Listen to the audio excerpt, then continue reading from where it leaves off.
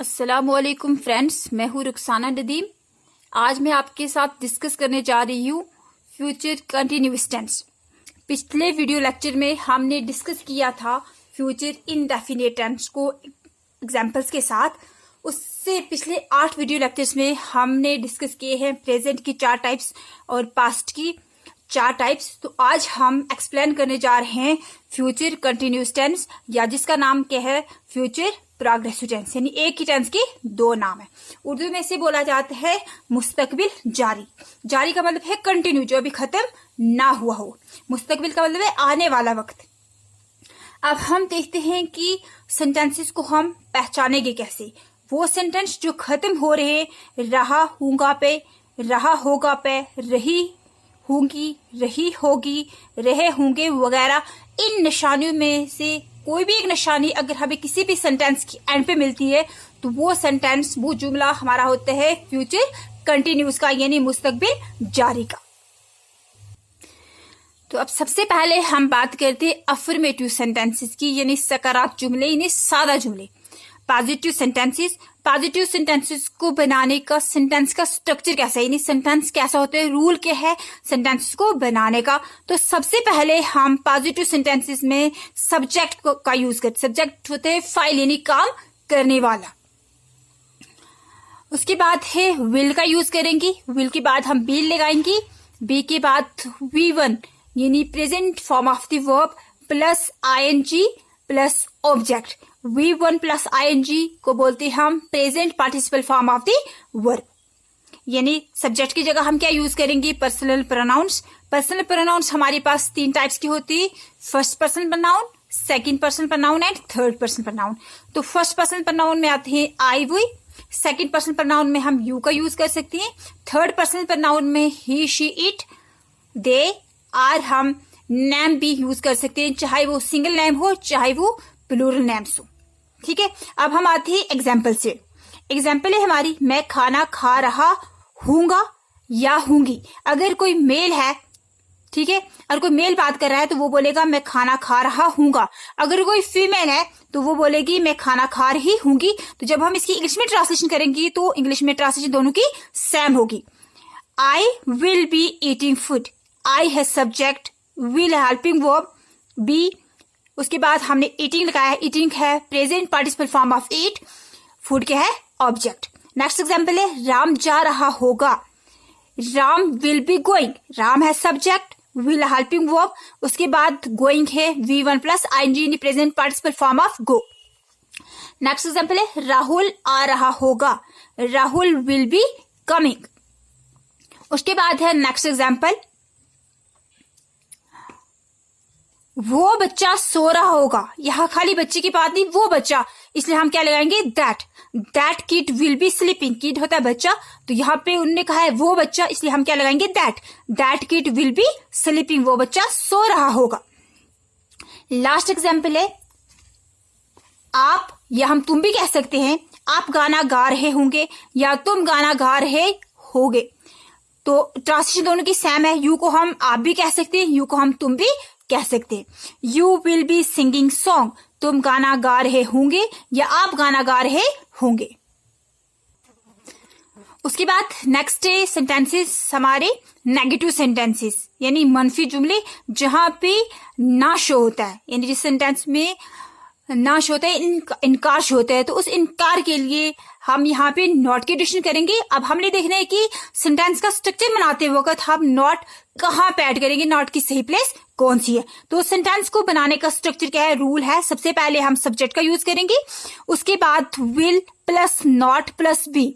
यानी जब हमने अफर्मेटिव सेंटेंसेस की बात की थी तो वहां पे हमने सबसे पहले सब्जेक्ट लगाया था, उसके बाद विल बी का यूज किया था। अब हमने विल बी की मिड में क्या डालना है, नॉट डालना है, plus V1 plus ING plus object. आप ऐसे भी लिख सकते हैं सब्जेक्ट प्लस वॉन्ट, वॉन्ट है विल नॉट की short form, won't plus be plus present participle form of the verb plus object. अब हम एग्जाम्पल पे एक नजर डालते हैं, राम स्कूल नहीं जा रहा होगा, यानी यहाँ पे इनकार शो हो रहा है। अब हम इसे कैसे लिखेंगे, Ram will not be going to school, और हम ऐसे भी लिख सकते हैं Ram won't be going to school. Next example है वो केले नहीं खा रही होगी। She won't be eating bananas or she will not be eating bananas. उसके बाद नेक्स्ट एग्जाम्पल है, मैं सो नहीं रहा हूँगा या मैं नहीं सो रहा हूँगा। I will not be sleeping or I won't be sleeping. Next example है, बारिश नहीं बरस रही होगी। It won't be raining or it will not be raining. बारिश नहीं हो रही होगी या बरस नहीं रही होगी। आप ऐसे भी कह सकते हो बारिश नहीं हो रही होगी या बारिश नहीं बरस रही होगी। लास्ट एग्जाम्पल है, वो वापस नहीं आ रहा होगा। He won't be coming back or he will not be coming back. वो वापस नहीं आ रहा होगा। अब थर्ड टाइप हमारे पास सेंटेंसेस की interrogative sentences of future continuous tense.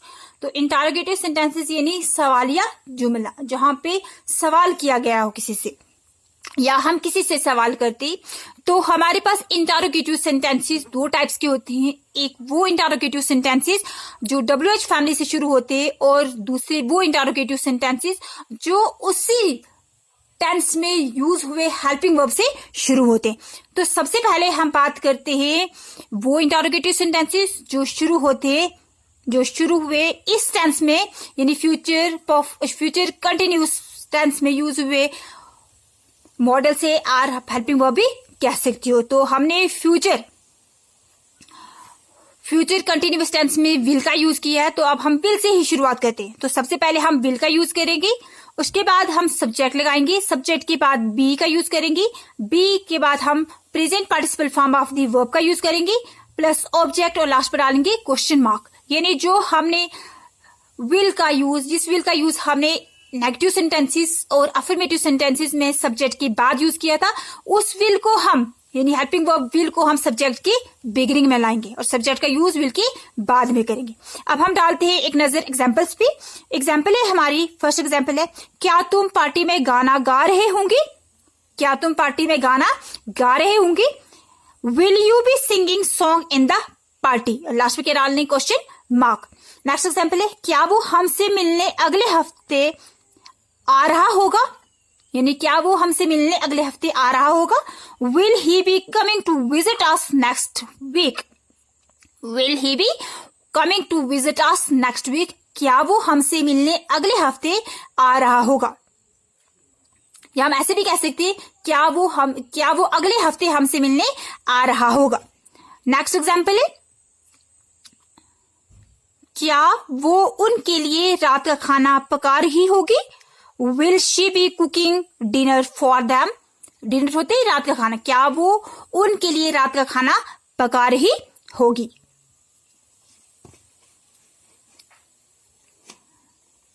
Last example है, क्या वो अपने वालिदैन के साथ क्रिकेट खेल रहे होंगे। Will they be playing cricket with their parents. Will they be playing cricket with their parents. क्या वो अपने वालिदैन के साथ क्रिकेट खेल रहे होंगे।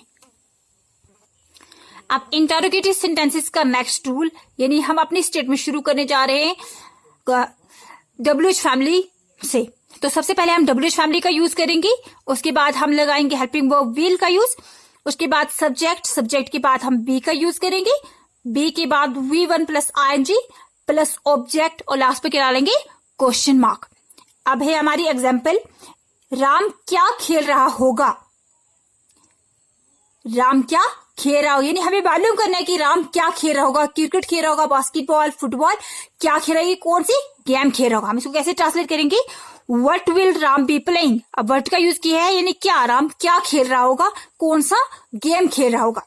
नेक्स्ट एग्जाम्पल है, वो किसके साथ खेल रहा होगा, यानी किस शख्स के साथ खेल रहा होगा।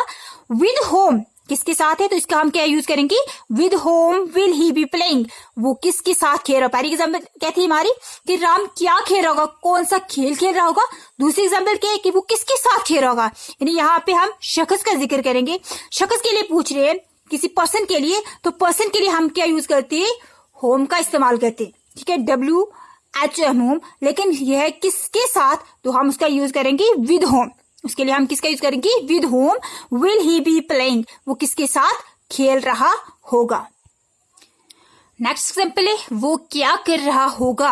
यानी क्या काम कर रहा होगा, what will he be doing, वो क्या काम कर रहा होगा। हमने पिछले वीडियो लेक्चर्स में भी यही डिस्कस किया है। मैंने आपको ये बताया है कि जब हम अपनी स्टेटमेंट यानी इंटरोगेटिव सेंटेंसेस को शुरू करते हैं, स्टार्ट करते हैं WH फैमिली से, तो वहां पे हमें एक रीजन चाहिए होता है। यानी जब हम आंसर किसी से पूछेंगे, जैसे हमने एग्जांपल की है कि वो क्या कर रहा होगा, यानी मैं जानना चाहती हूँ कि वो क्या काम कर रहा होगा। वो नाच रहा है, वो खेल रहा है, खाना खा रहा है, कॉपी लिख रहा है, गाना गा रहा है, क्या कर रहा है।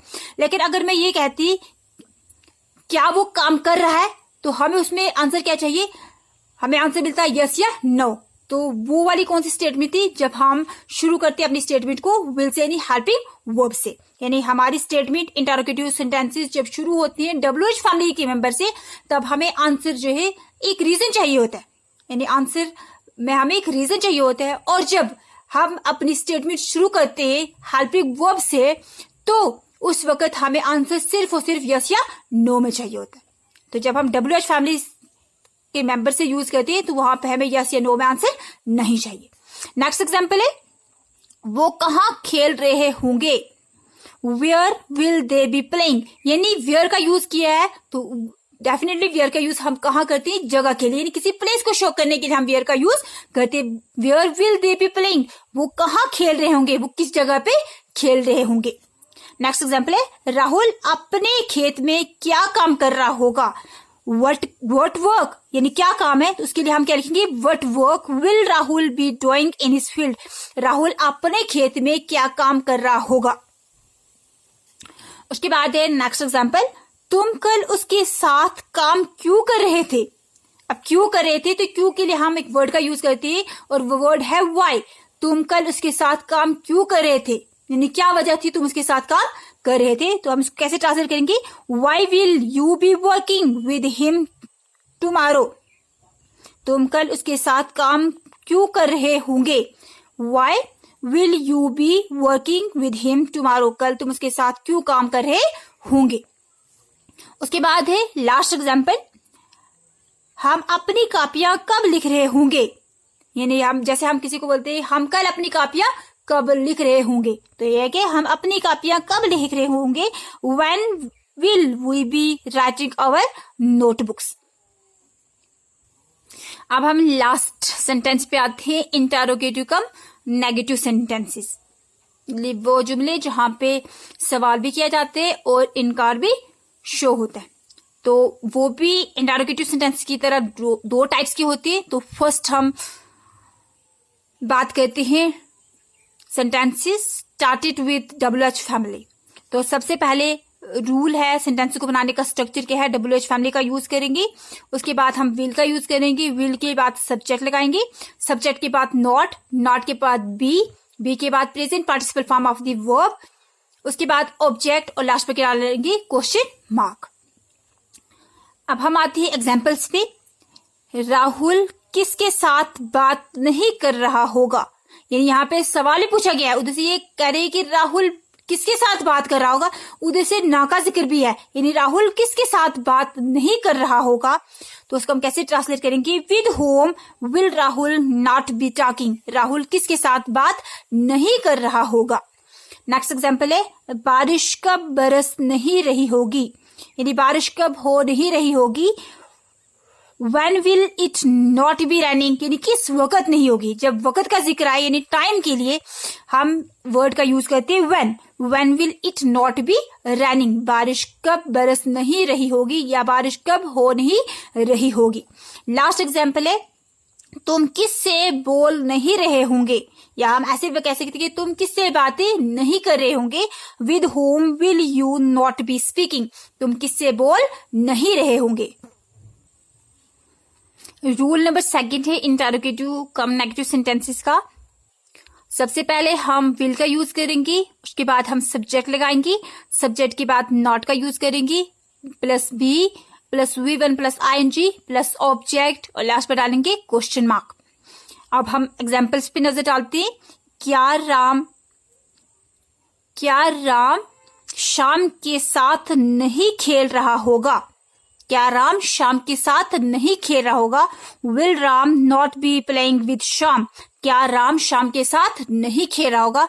तो हमें आंसर क्या मिल सकते हैं, यस और नो। नहीं, राम श्याम के साथ नहीं खेल रहा होगा। हाँ, राम श्याम के साथ नहीं खेल रहा होगा।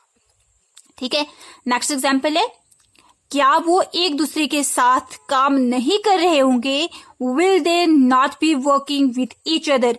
क्या वो एक दूसरे के साथ काम नहीं कर रहे होंगे? तो आंसर हमें यस या नो में मिल सकता है। फ्रेंड्स, अगर आप मेरे चैनल पे पहली दफा आए हो तो प्लीज मेरे चैनल को सब्सक्राइब करो, और अगर आपको मेरी ये वीडियो अच्छी लगती है तो प्लीज इस वीडियो को लाइक करो, इस वीडियो को देखो और मेरी वीडियोस को शेयर करो। अल्लाह हाफिज।